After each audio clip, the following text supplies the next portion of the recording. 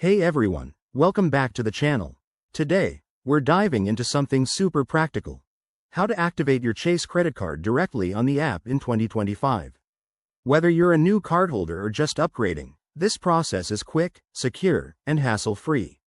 By the end of this video, you'll be ready to start using your card right away.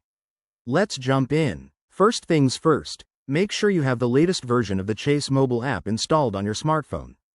If you don't have it yet, head over to your App Store, whether it's Google Play or the Apple App Store, and download it for free. It's essential for managing your finances on the go. Once the app is ready, open it and log in with your existing Chase username and password. If you're a first-time user, you'll need to create an account using your card details or online banking info. Security is key here, so double-check that you're on a secure network.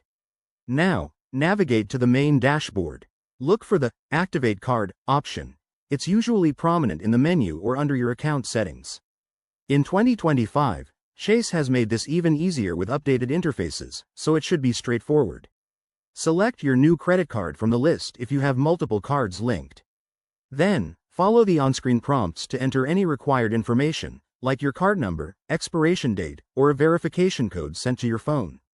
This step ensures everything is legit and protects against fraud. Finally, hit the Confirm or Activate button, and voila, you're all set. You'll get a confirmation notification, and your card will be ready for use. Remember, if you encounter any issues, the app has a built-in help section or you can chat with Chase support directly. Activating your card this way not only saves time but also keeps your information secure. Thanks for watching, and if you found this helpful, hit that like button and subscribe for more tips on managing your finances. See you in the next video.